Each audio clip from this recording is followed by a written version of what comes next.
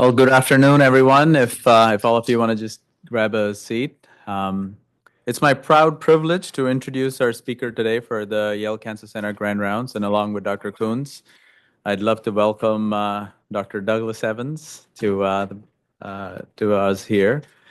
You know, Doug and I have known each other since he recruited me as a faculty member back in 2010 at the Medical College of Wisconsin. Dr. Evans is perhaps the epitome of what academic surgical oncology could look like. And so it is our honor that he's here today with us. Dr. Evans did his medical training at Boston University and did his general surgery training at Dartmouth, which is where he interacted with one of my mentor's fathers, Dr. Carl. And that was one connection we had when I was looking at a job in Milwaukee. And he then went on to do his fellowship at MD Anderson, where he then stayed on as faculty. And I think it's very difficult to summarize all of his accomplishments in a short period of time. And you'll see from his slides, you know, the accomplished academician that he is. But he's one of the pioneers in the concept of neoadjuvant therapy. He was a consummate endocrine surgeon, consummate pancreatic surgeon, and perhaps the first in the country to really start thinking about venous resections and arterial resections for pancreas, but thinking about it in an oncologically sound way, thinking of neoadjuvant therapy, the pioneer of neoadjuvant therapy trials for pancreatic tumors, was the former president of numerous surgical societies, including the AAES, the Association of Endocrine Surgeons, been part of a PO1 grant when he was at MD Anderson, is currently the chair of surgery at the Medical College of Wisconsin. He has propelled numerous careers, has been a mentor to many, role model to many of us. Dr. Greenup and I both had the privilege of training with him.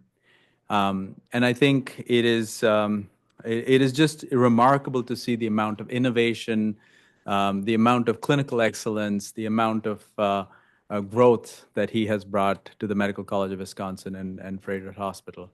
So without much ado, it's my proud privilege to introduce Dr. Evans as our speaker for the Schnog lecture.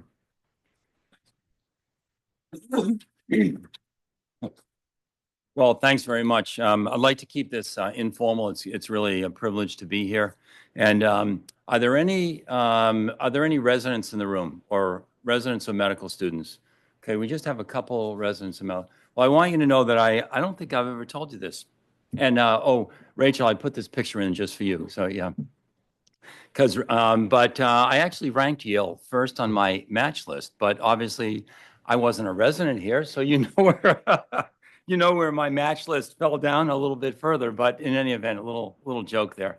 So I just pulled this paper to remind all of you that Dr. Taraga was in Milwaukee, and it was really a great privilege to have him there. I think the only positive about Karen leaving was that then the nurses in the operating room eventually, it took about 5 years, but they eventually stopped saying, Dr. Evans, can you be as nice as Dr. Taraga is?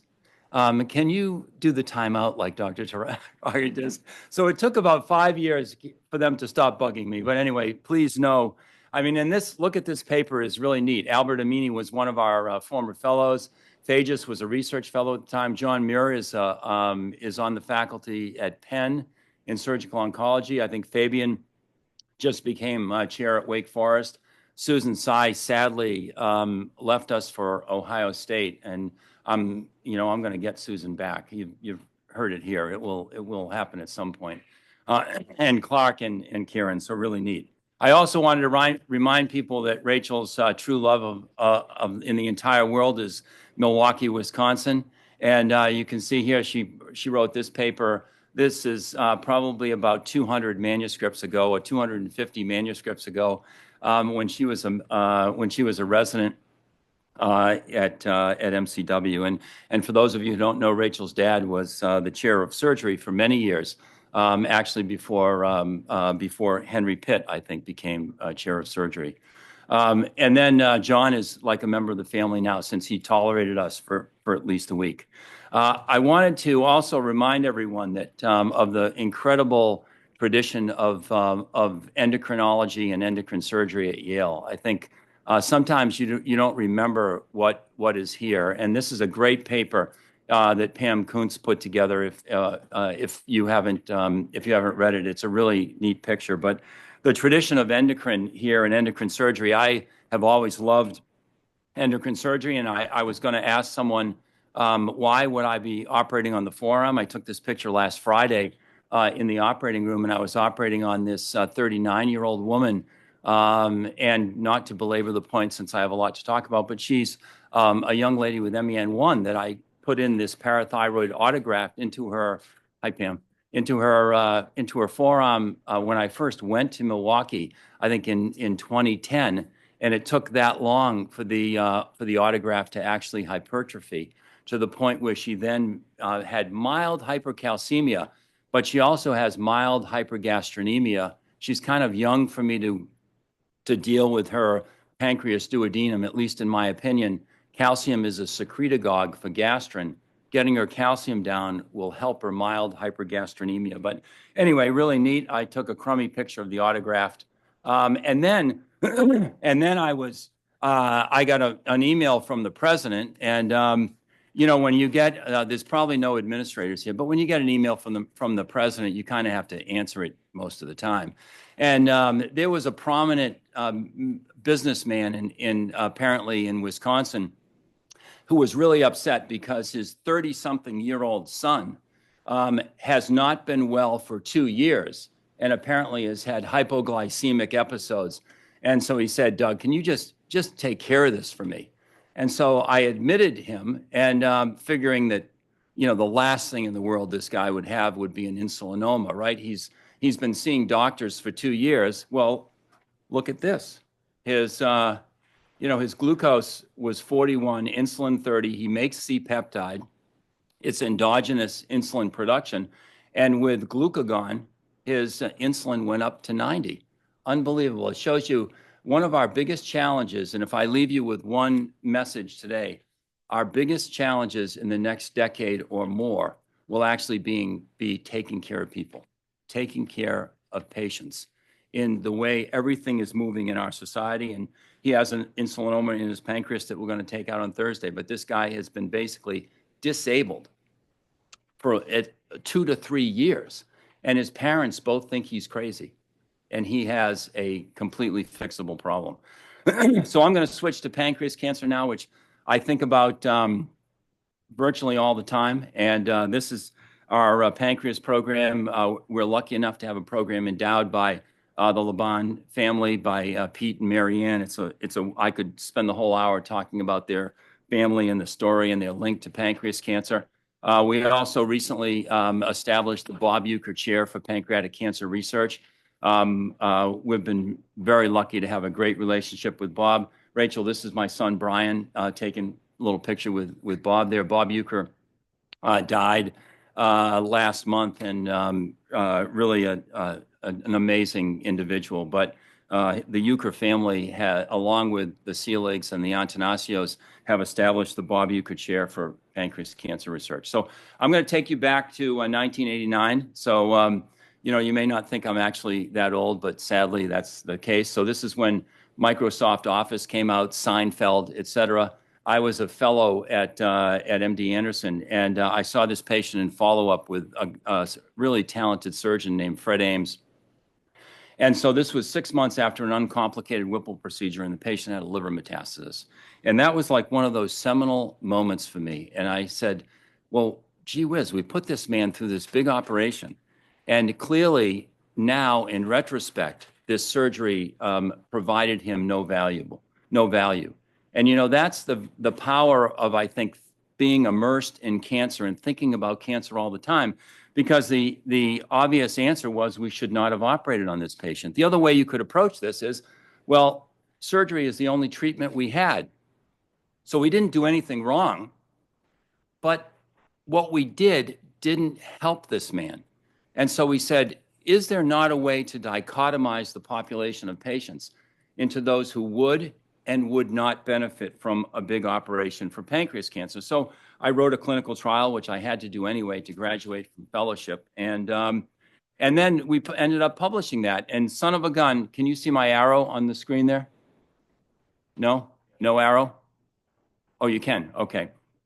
So you can see that we did effectively dichotomize the population of patients into those here in the gold arrow that benefited from surgery. This is a survival curve. And those in the dark arrow who didn't.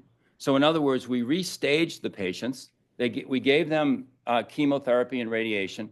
Then we repeated their CT scan. And these patients here did not get an operation, okay?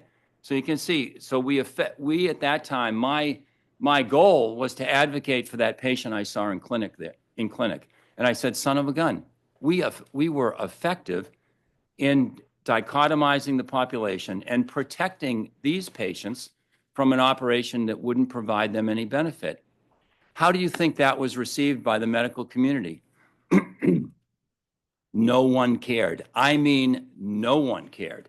And I looked like Rocky Balboa for the next 15 years, just getting pummeled over this concept. No one cared about those patients who represented the gray line and didn't receive an operation that wouldn't have benefited from them.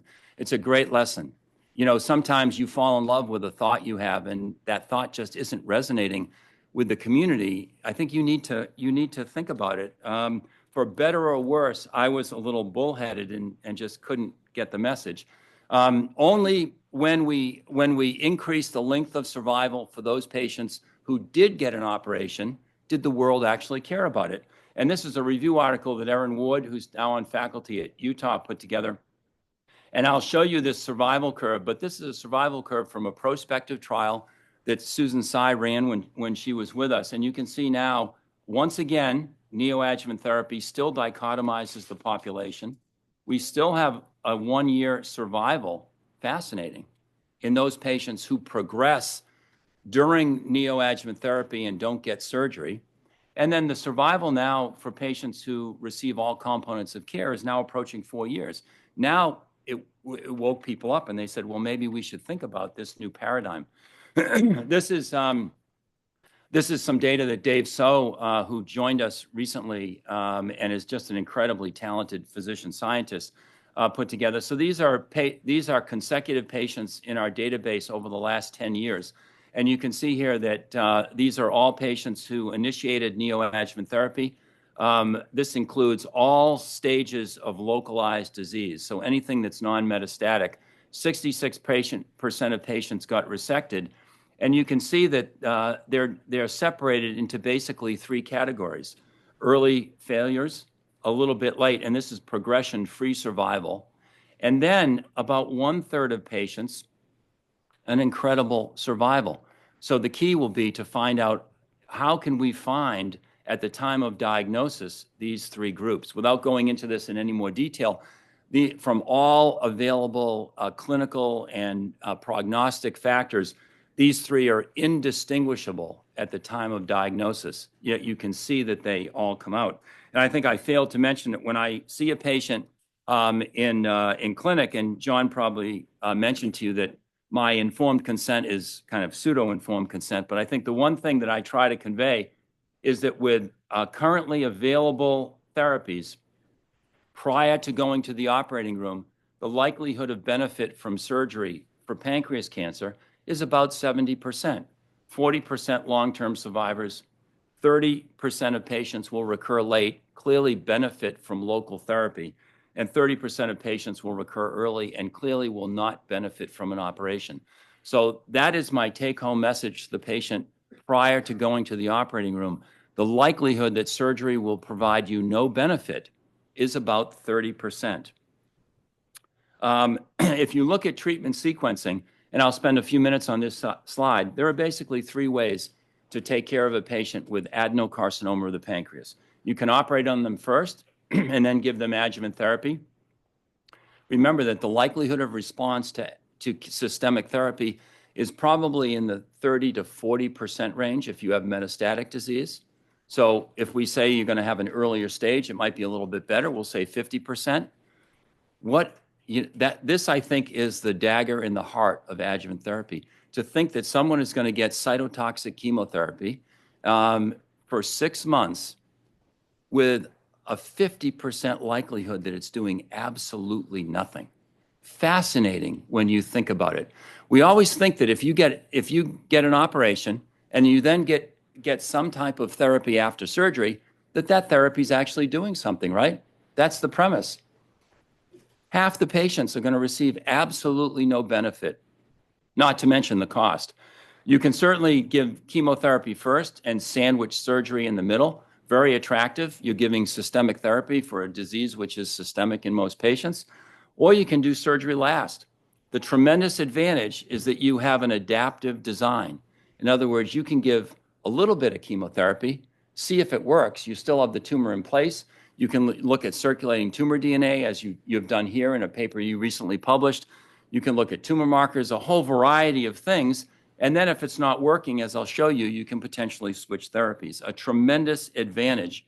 And if you look at the ability to assess response, it's only in those patients who receive a total neoadjuvant approach.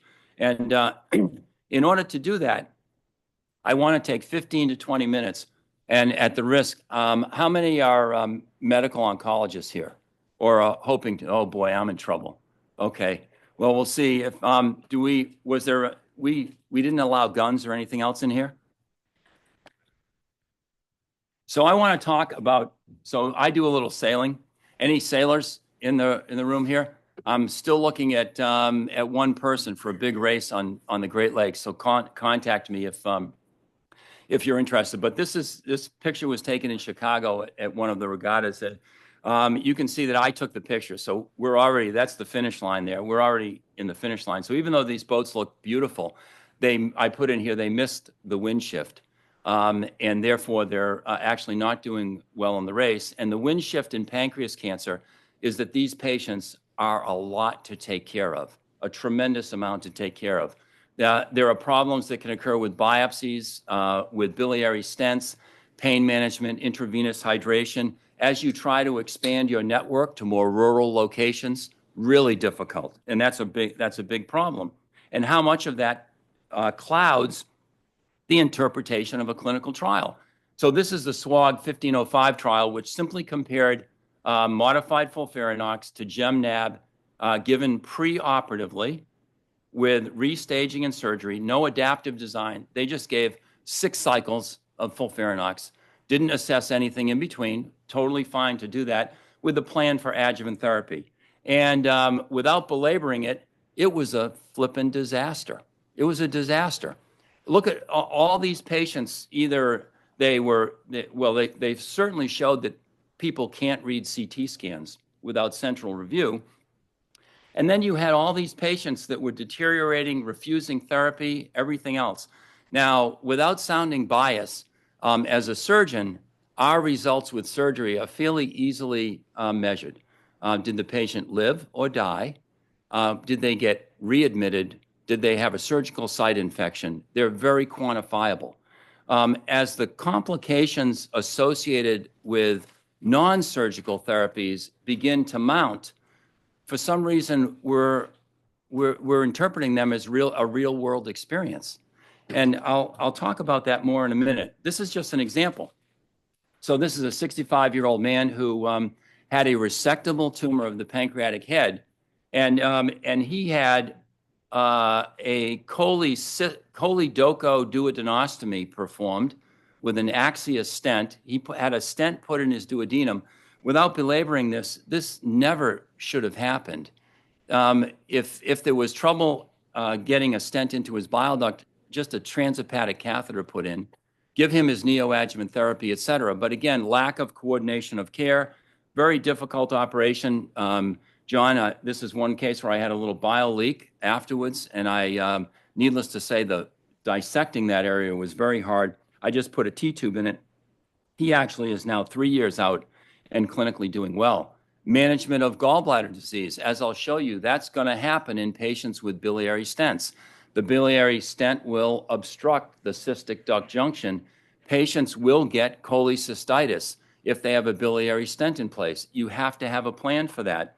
We have historically placed cholecystostomy tubes rather than doing cholecystectomies. And you can see here that this was the first paper that we published, basically because I had a patient who presented with cholecystitis. had a cholecystectomy at a small hospital in rural Wisconsin and ended up dying after the operation. And when I talked to the surgeon said, well, I did PubMed on this, and I can't find any papers that tell me that I should have put a cholecystostomy tube in. I said, well, we'll fix that. So we wrote up that quick little paper. And then this is a paper that we had in Annals of Surgery recently that looked at a consecutive series of patients. You can see 526 patients with pancreas cancer with a couple important take-home messages. Of the patients who had non-metastatic disease, 80% of them required a biliary stent. Big number. And this is all patients consecutive. So you know that most of the patients with non-metastatic disease will have tumors in the right side of the pancreas because tumors in the left side of the pancreas present later, oftentimes metastatic, et cetera. And of those patients who had a biliary stent, 20% of them had some kind of complication. They needed their biliary stent either revised or replaced, et cetera. You can see that in the absence of tracking these patients and keeping an eye on them, they will clearly fall away. They will drift away. Now, are complications that these patients experience, is that just a real world event? Or can you mitigate this with very meticulous and good care to these patients? Interestingly, the survival of those patients who had a recurrent biliary intervention was lower than those patients who didn't. So interesting topic that we'll come to. This is a classic example. This is a woman, healthy lady, worked as a custodian at a rural high school somewhere in Wisconsin, had completed 8 cycles of FOLFIRINOX, and then gem radiation closer to home. We have, I think, an incredibly effective network with really good community medical oncologists and radiation oncologists throughout Wisconsin, Illinois, Michigan, and Iowa that have contributed patients to these trials. Where the difficulty lands is nights and weekends. And we try to fill that gap. And I can talk later about how we try to do that. But anyway, right before Christmas, she gets cholecystitis and she goes to a hospital and has this CT scan.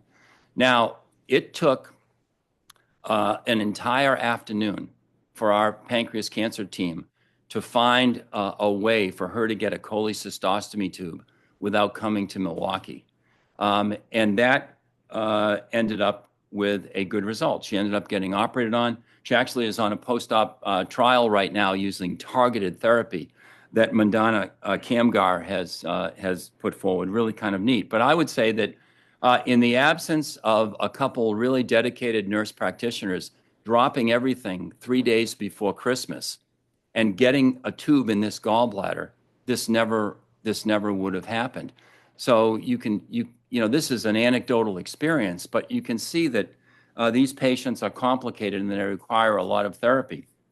These are a couple really nice papers that I enjoyed reading from your group here at Yale, which looks at the challenges with healthcare insurance, and then a second one looking at the time to treatment, both of which are really important. And if you haven't read these, because oftentimes, if you're like me, you're the last one to read sometimes papers from your own institution. These are really good papers, and I think one of the huge challenges moving forward in the next decade, our therapies for cancer are improving so fast. Pancreas cancer, a huge example. Neuroendocrine tumors, unbelievable. How can you expect a community oncologist to treatment sequence neuroendocrine tumors where the decisions you make today are proven right or wrong 10 years from now, oftentimes? At least in adenocarcinoma, the feedback is a little bit earlier, but still our treatment options are expanding, and yet our access to care is deteriorating, right? I mean, health systems are competing on scale. They want to own the patients. I think if any of you look at your own health insurance, I found this out 3 years ago. So when I first moved to Milwaukee, I said, I want to experience one of our competitors. So I was in an executive health program at Aurora, and I had a nurse practitioner who was great. And then all of a sudden, 3 years ago, I get a bill for I don't know how many thousands of dollars for my visit because my health insurance changed to a narrow network insurance plan, and I had to stay at our adult hospital partner at Freighter Health. And I learned that the hard way. But how many people can't actually access your institution? Because it's fascinating. And as our treatments for cancer continue to expand and each disease site becomes more complicated, it will be very hard for community oncologists to manage the spectrum of solid tumors. Never mind also adding in some liquid tumors. So for our patients, I created a little video. If any of you have insomnia at night and you want to try to get to sleep, you can go to Pancreas School and look at that. We have a neat little video on neuroendocrine tumors too. But anyway, getting back to mitigating factors, this is a man who comes from a family with a germline BRCA2 mutation. Fascinating family with a huge clustering of pancreas cancer. Really neat. And not for them, but I mean the science behind it is. And you can see he developed gastric outlet obstruction. We would avoid a duodenal stent in patients who are going to have surgery. And where we would put a duodenal stent is here when the duodenum is obstructed in kind of the transverse portion, as you can see there. Well, what about surgery first? Am I not simply just too narrow-minded in my scope? And this is a man who we may have operated, I don't know, John, if we did this probably around when you were visiting, I don't know, or right after. But anyway, you can see here a tiny little ampullary tumor at the end of the distal bile duct right here. And look at the pathology, 21 of 47 positive nodes. So clearly a surgery first approach to this man was not what would have benefited him the most. Couldn't get a biliary stent in, didn't want to do a transhepatic catheter for a few reasons, but an important thing to think about. I was going to challenge someone in the room who is involved in surgery about what this actually is, but anyway, I'll pass on this. It's kind of an interesting surgical issue with median arcuate ligament compression of the celiac artery, but I have other things to talk about. So this is your paper on modified FOLFIRINOX before and after surgery. I think a really neat paper. And without going into it in too much detail, I think the survivals are incredible. So really great survivals. If you look at the overall survival of those patients who completed all preoperative therapy before going to the operating room, almost 4 years. I mean, it's incredible. And of the patients who then underwent surgery, circulating tumor DNA was used to predict who would recur and who wouldn't. Really neat. I think an excellent paper, got a wonderful review. Keep that survival in mind, because if you then compare this survival to multi-institutional studies, okay? Now, I would submit to you that those of you who performed this trial and were involved in this work, you were kind of invested in it, probably, right? And is anyone in the room a research nurse? Is anyone a research nurse? No? Well, when we were in Houston, our son was a little bit of a troublemaker in grade school. So we said, what are we gonna do about this kid? So my wife and I both grew up in Catholic families. We said, well, he needs some nuns. He needs some nuns to just straighten this kid out. So that's exactly what we did for a couple of years. The nuns just beat up on this kid and shaped him up. Research nurses are the nuns of healthcare. They are the greatest people in the entire world, and they don't miss anything. So they absolutely don't miss anything. So if you compare this without belaboring these trials too much, compare those results to these PREAPANC 1 and 2 were done in the Netherlands by the Dutch. Okay, and if you compare the FOLFIRINOX, this was FOLFIRINOX before surgery. Look at the survival result there, 22 months compared to over 40 months in the experience here. So was that due to how the patient? I mean, it's the same drug. It's the same drugs. They know how to do the operation. They didn't kill more than 1 or 2 people with the operation, so there wasn't a perioperative mortality. how much of this is simply caring for the patient? And the same thing, that this NORPAC-1 trial has caused people to actually rethink neoadjuvant therapy. After the world had shifted completely into neoadjuvant therapy, the NORPAC-1 study gets published where the patients who were treated with surgery first have some incredible survival that is really hard to explain. How much of this is really the care of the patient and not allowing patients to fall out during treatment? It's a fascinating thing to think about. Well, going back to treatment sequencing, this is our first experience with personalized medicine. And we got a number of experts from around the country to visit us for a meeting. And then I locked everyone in a room and I wouldn't allow anyone to leave until we came out with this trial design. And so this was in an effort to try to match the right treatment with the right patient. Again, getting at the concern that, that we would potentially be giving ineffective systemic therapy to patients. So what we did is we looked at immunocytochemistry. So the patients got an endoscopic ultrasound-guided biopsy of the pancreas, and then those slides were stained for a number of markers. You can see here high spark suggests that the patient should benefit from Abraxane, high topo-1 that they should benefit from irinotecan, and so forth. We then gave the patients those therapies, restaged them, operated on them, et cetera. And you can see that once again, after restaging, these are the patients who didn't undergo an operation. And these are the patients who underwent successful surgery and completed all intended therapy. So out of 130 consecutive patients in Milwaukee, I think we opened this at the University of Cincinnati, but they ended up only adding one patient. 107 patients completed all intended therapy to include surgery. 23 did not. The median survival of these 107 patients was 45 months. Nothing like this had ever been, this was published a few years ago now, nothing like this had really ever been seen in a prospective clinical trial. Really fascinating. As that trial was underway, the first FOLFIRINOX paper got published. So we then knew that our next trial would need to incorporate FOLFIRINOX in some way. And we ran into this patient. So this man is a missionary minister. So he has God on his side, which probably is an unfair advantage. I'm not sure anyone's still awake, but that was a little joke there, but that's okay.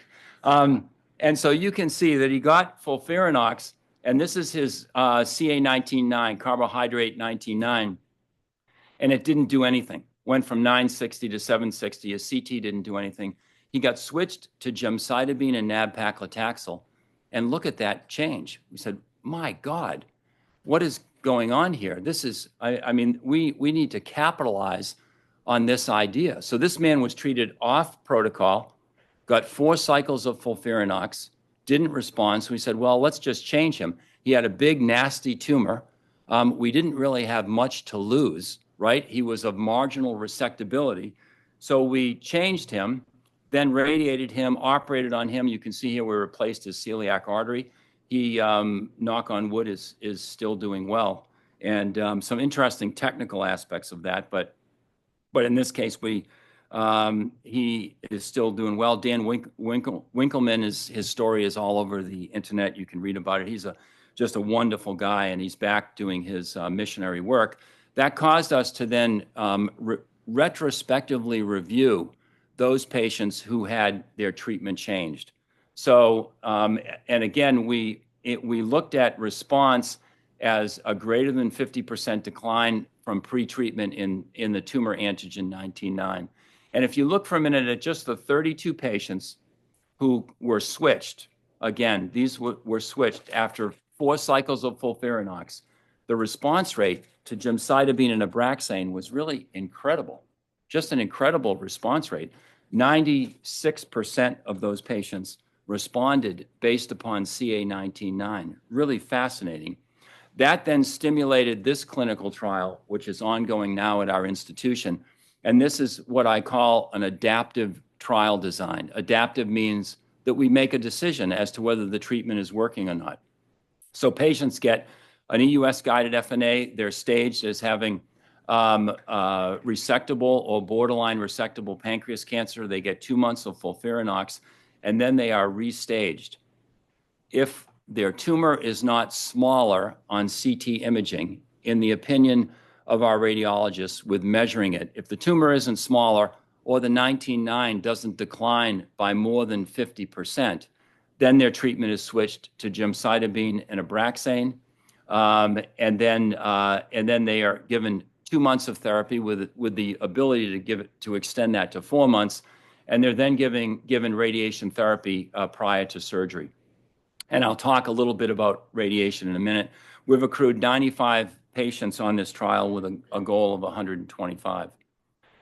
Importantly, the one message I wanted to convey with treatment sequencing is just we see so many patients who see me for an opinion of what to do because their stage of disease is what I refer to as still standing and shouldn't be. In other words, they're still there, and no one knows what to do with them. And that's largely due to just lack of thought about sequencing in general.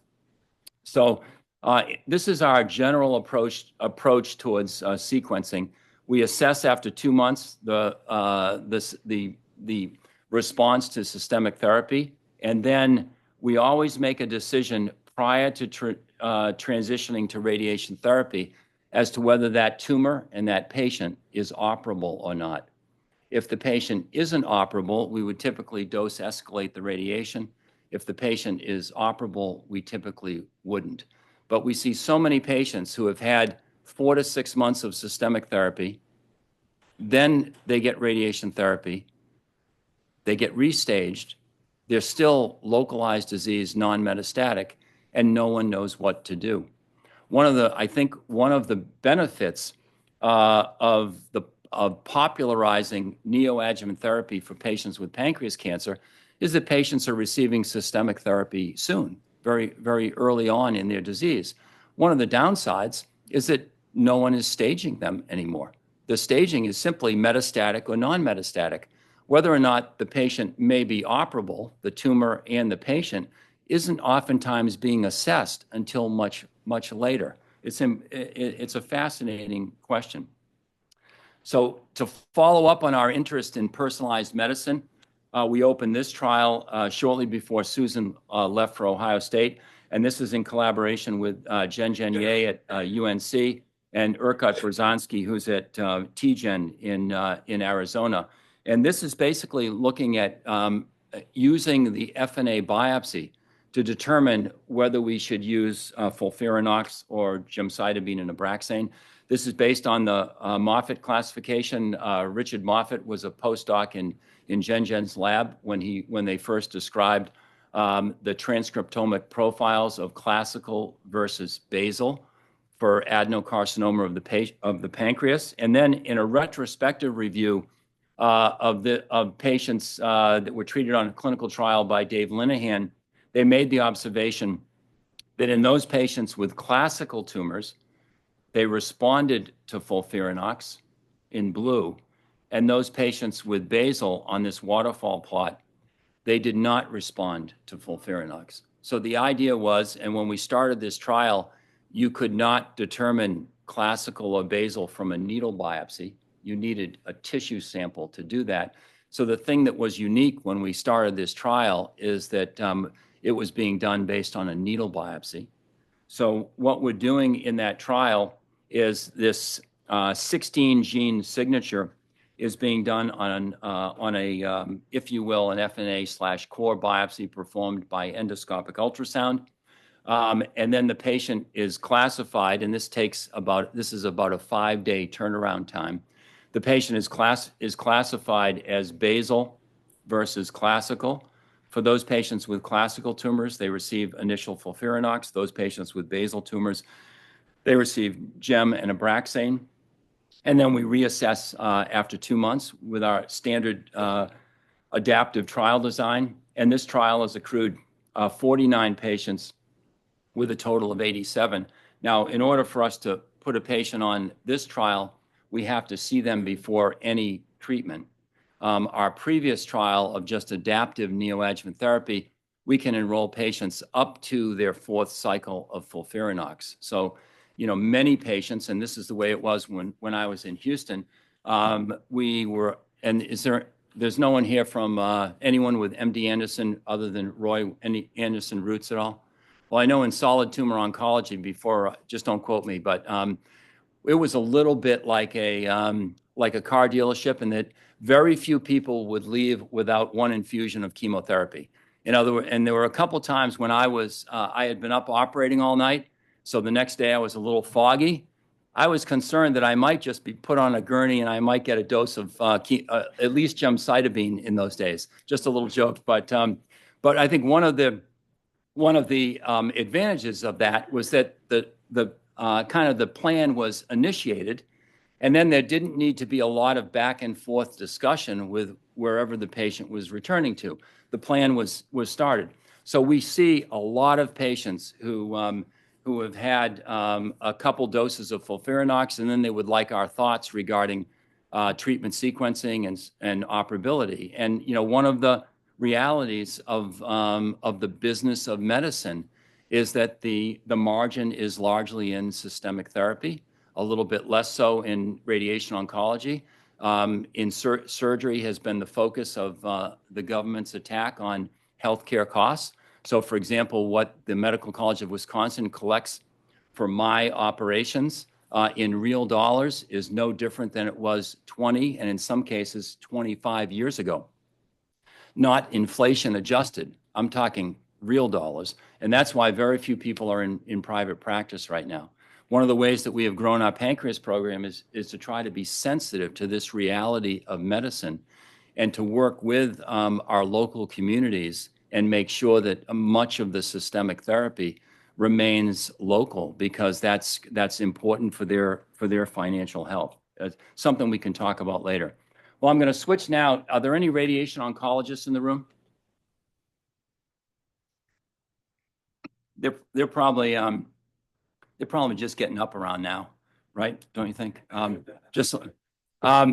Well, anyway, I want to just, because I know your trial did not include radiation, and I want to just give you my thoughts on radiation, and maybe can get some feedback, because I have a few minutes left.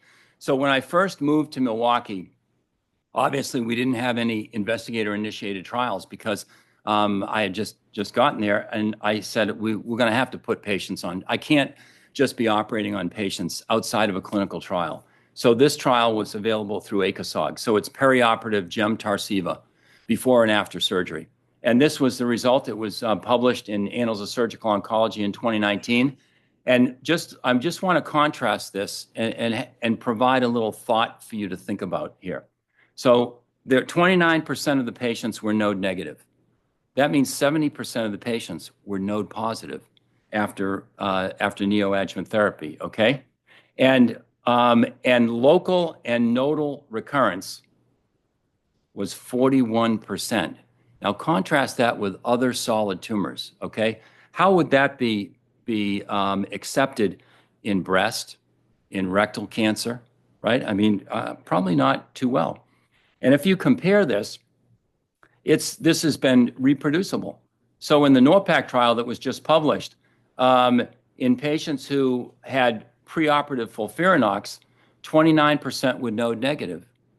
If in surgery alone, so surgery alone for pancreas cancer, 85% of patients are node positive. 85.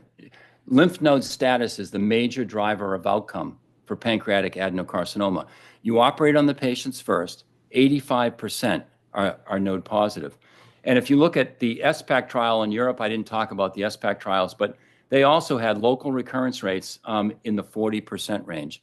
In the prospective trial that we did on molecular profiling, the local recurrence as any component of failure was 17%, with chemotherapy and radiation prior to surgery. And this is a retrospective review of the database that Dave Whitman did. And the patients, and this is 341 patients who received chemotherapy, radiation prior to surgery, and then their node status was evaluated, and the incidence of node negativity was 61%. So double that of chemotherapy alone. And if you look at the outcome of those N0 patients, their median survival was almost 4 years. So chemotherapy plus radiation results in an unequivocal stage migration in this disease. But most importantly, the stage migration then stays. It sticks. And those of you who are smarter than me in this room would have a better way of explaining it. But whether the neoadjuvant therapy converted you to N0 or whether you were N0 to begin with didn't matter. You still received that incredible survival advantage. Such an important thing to remember. Chad Barnes, one of our Sir John fellows, looked at recurrence, and this is 306 consecutive patients, and the local only recurrence was 16%. These all had chemo plus radiation prior to surgery, and the isolated local recurrence was 9%. Now, the isolated local recurrence is particularly bothersome, right? Because it's impossible not to think that with a better operation or other local therapies that those patients might be cured, whether it's their SMAD4 status or their underlying genetic makeup of their tumor, but they didn't develop metastatic disease. But if you have a local recurrence after a Whipple operation, that's virtually never salvageable. And the patient will die of that. They will die of that. So whenever I see local only recurrence, I mean, you have to internalize that that's potentially fixable. This is so we're still committed to radiation therapy right now. Since the radiation oncologists aren't here, I can make fun of them a little bit. But back when I was in Houston and we altered the fractionation schedule a little bit, you would think that we took a gun and we were shooting people. We were criticized so badly. Now, everyone does whatever they want. It's just fascinating. So we opened this phase 2 randomized trial of IMRT versus SBRT. It's the only prospective trial that I'm aware of in the country that is looking at this prior to surgery for pancreas cancer. And we've accrued 93 out of a total of 102 patients. So almost closed. It's fascinating how receptive the patient community has been to this. So these are largely patients who come to us after they've received anywhere from 2 to 6 months of chemotherapy. There's confusion over their stage of disease and their operability. We then say, yeah, this is something we think we can operate on. So this trial incorporates all those patients. We actually opened this trial, one, because everyone was in the radiation oncology world was using all different types of fractionation schemes. And number two, we realized that we didn't have a clinical trial option for those patients who had more than 2 months of chemotherapy when they were seeing us. And that was a big percentage of our referrals. The reason why you didn't do radiation therapy here and why most people around the country don't do radiation therapy is this trial right here. It's amazing the power of a phase 3 trial, just absolutely amazing. So this was done by the Alliance trial reported by Matt Katz. So this was, as you can see, FOLFIRINOX for 4 months compared to 2 months of FOLFIRINOX, followed by, instead of the 4th cycle here, radiation. So 4 months of FOLFIRINOX, 4 months of FOLFIRINOX plus radiation prior to surgery for patients with borderline resectable pancreas cancer. Now, I would argue the one problem here is that the patients are being restaged after 2 months, after 4 cycles, right? So most of you who see patients in this room, in general, you like the patients, right? You like them? So suppose you have a patient on this arm right here. You can see my arrow? Oh, you can't see the arrow? Oh, so suppose you have the patient on the top arm, which is chemotherapy alone, and they're restaged after 2 months, and their 19.9 goes up, and their tumor is not any better.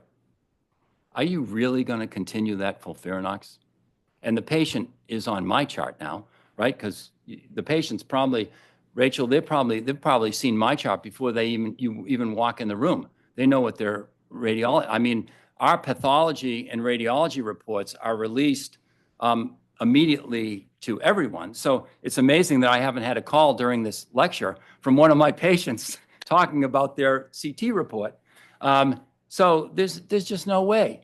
So you can't introduce an adaptive design where there is a decision point and not provide guidance to the doctors as to what to do. It's just not realistic, right? If I was advocating for one of my family members, I wouldn't allow that. And so this is what happened. It was just an absolute mess. So you out of the 65 patients in the FOLFIRINOX arm, 15 were lost due to just physician choice. Some of them were misstaged at diagnosis and thought to be locally advanced. On the side that, on the other side, arm B with the radiation, 13 were removed because of physician choice. What is physician choice? It's crazy. It's absolutely crazy. Yet this was a randomized trial where the radiation arm did worse than the chemotherapy alone arm, and therefore radiation was eliminated from basically this is the survival curve. Radiation therapy was eliminated from the neoadjuvant treatment of pancreas cancer really throughout the United States. And even the Dutch said, there's probably no future for radiation therapy, and therefore we're going to eliminate that. Just fascinating when you think about it. So bear with me with some math here, okay? This is the problem with looking at survival. And for those of you who are way more sophisticated with math and everything than me, you can tell me where I'm wrong. But this is why it won't show a survival difference, but there is a clinical impact. And I'm sorry I don't have a marker here on this. I don't know if there's a way to have but if we start with the N100 on your left side, okay? Take your left side, which I put. So if we start with 100 patients, they get neoadjuvant chemotherapy and radiation, and 80% of them are resected, right? 20% will fall out prior to surgery and have metastatic disease. Out of those 80%, 17% will have local recurrence as any component of failure. And then out of those, half of local recurrences are local only. So there'll be 7 local only recurrences in 100 patients treated. Remember that also in now most of the reported results, long-term survivorship is possible in about 40% of patients who've received multimodality therapy for pancreas cancer. If you take the other end and you take patients who are getting chemo only, and you make it into a more real-world experience from the trials that have been published in this space, 70 out of the 100 get resected. The local recurrence rate will be 40% of 70, and half of those will be local only. So in that group, you're going to have 14 local only recurrences. Important to remember that if you take 40% of 70, 40% of 70, which can be the long-term survivors, that's 28. The 14 represent 2/3 of the long-term survivors.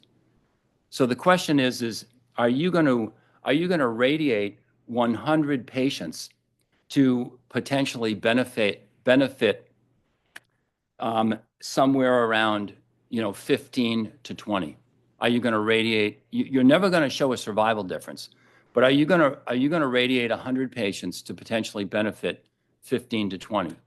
It depends on whether you think this is the PREAPANC-1 trial, which was radiation versus no radiation, and this virtually shows that the long-term survivorship is possible only in the patients who had improved local control.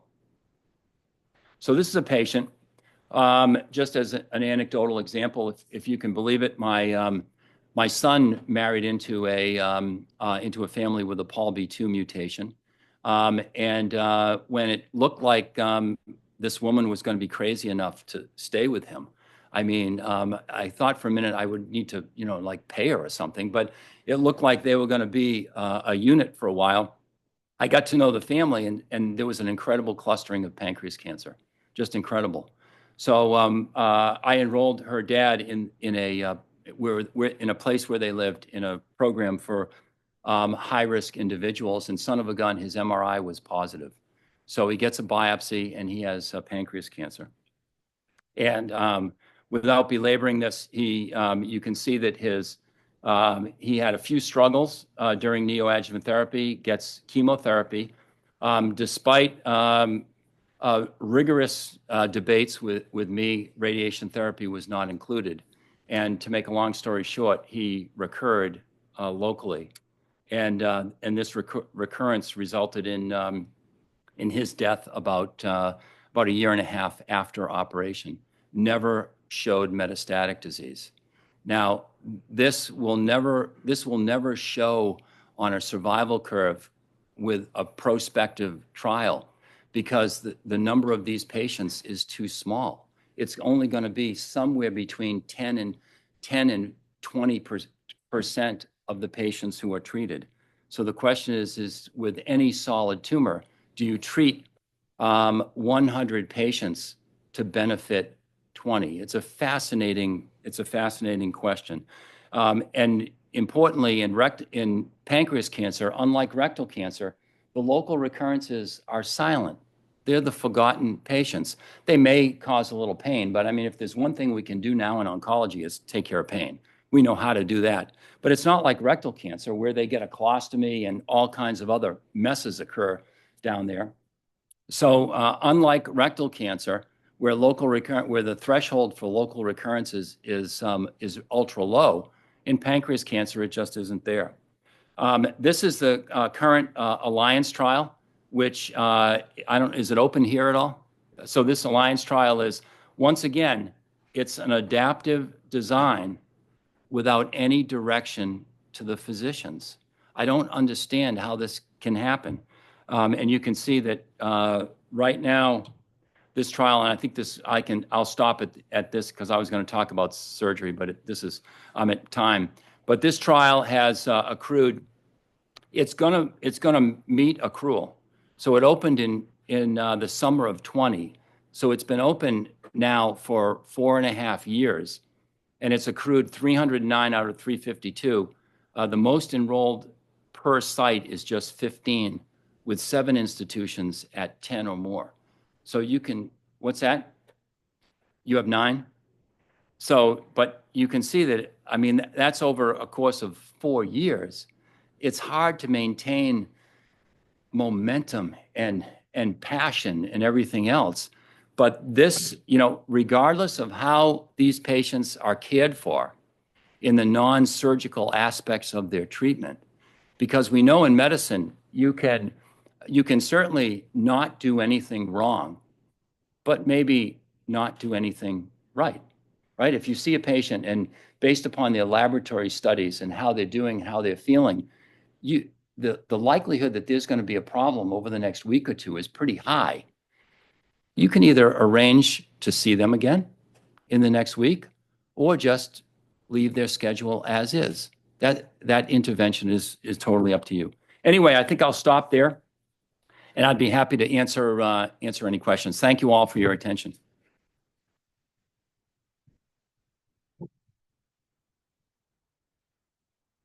Well, thanks, Doug. I know we're at time, but I hope this masterclass of running through this career demonstrates, Dr. Evans's commitment to his patients and patient care and advancing the science and clinical trials. He's going to be here for a little bit, so I would encourage those of you that have questions, you could come up here and chat with him. But thank you very much for this. I think we're at time, so we'll let everyone adjourn. Thank you. Yeah, hopefully that was okay.